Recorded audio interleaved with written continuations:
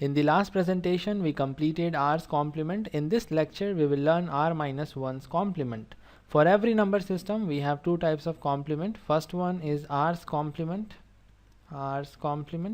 and second one is r minus 1's complement. Let's talk about decimal number system. Base or radix r in case of decimal number system is equal to 10. R stands for radix, and if we talk about r's complement, then we have to find 10's complement, and if we talk about r minus 1's complement, we have to find 10 minus 1's complement, which means 9's complement. Very simple. If we talk about binary number system, then base or radix r is equal to 2, so we have 2's complement, and 2 minus 1's complement. For octal number system, base is equal to 8, so we have 8's complement and 7's complement.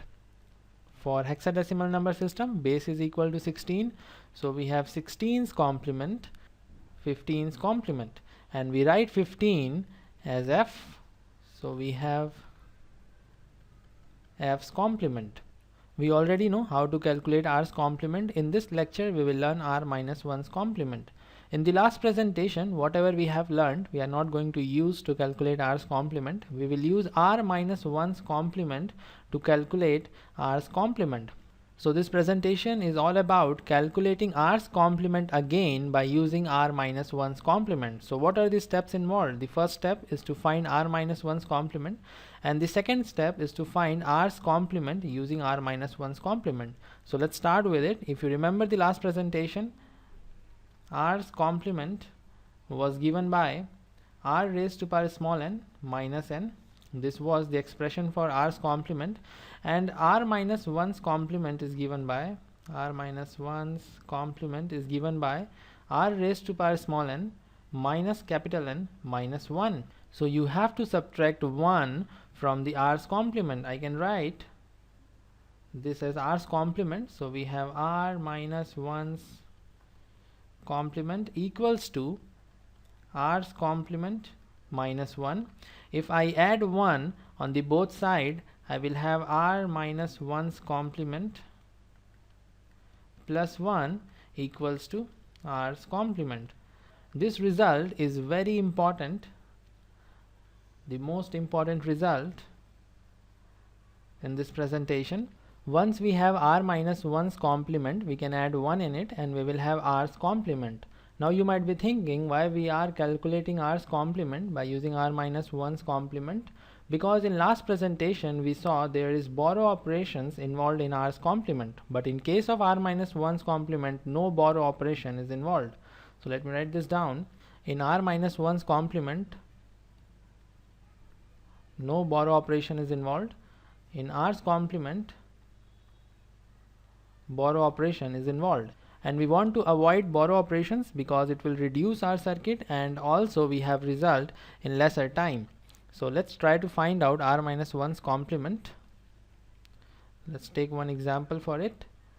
We have to find 7's complement of octal number 5674. This is what we have to do. I will use this formula. R is 8, so 8 raised to power 4, we have 4-digit number, minus capital N is 5674 minus 1. 8 raised to power 4 is 4096, but this is in decimal and we want octal equivalent of it.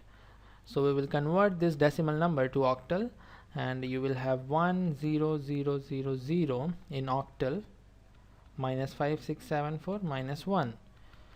1000 minus 1 will give us 7777. Let's see how. 0 minus 1, 0 is smaller than 1, so we have to take borrow, and borrow is 8 in case of octal number system. So 8 minus 1 is 7.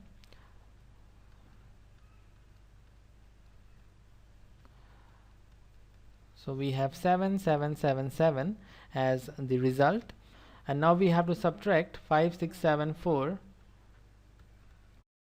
Whenever you are required to calculate r minus 1's complement, start from this point. No need to perform these calculations, you can directly start from this point.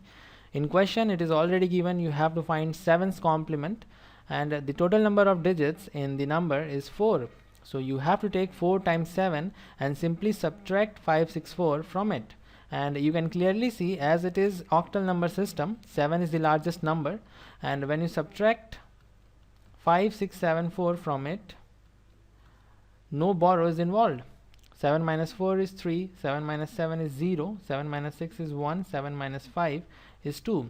So 2103 is the answer and no borrow is involved. So it is good to calculate r minus 1's complement first and then calculate r's complement. Whenever you have to find r minus 1's complement, start from this point. Let's solve one more example. In this example we have to find 8's complement of 5674. So the first thing that we have to do is to find 7's complement of 5674, and we have already calculated 7's complement. It is equal to 2103, and in order to find out 8's complement we have to add 1 in it, because here you can see r's complement is equal to r minus 1's complement plus 1.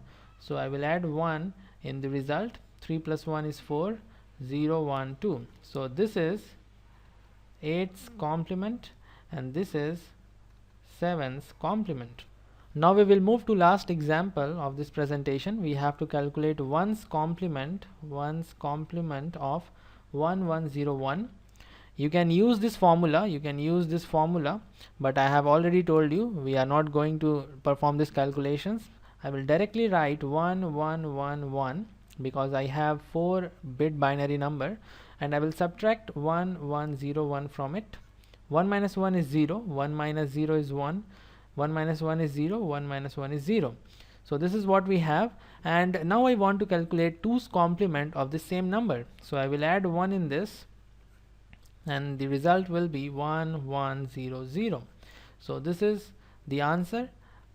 This 0010 is 1's complement and 0011 is 2's complement. And if you remember the last presentation, we calculated 2's complement of this number and lots of calculations was there because of borrow, but in this case no borrow is involved and we can easily calculate 2's complement. So this is all for this lecture. In the next lecture we will solve few more examples on 1's and 2's complement. So see you in the next one.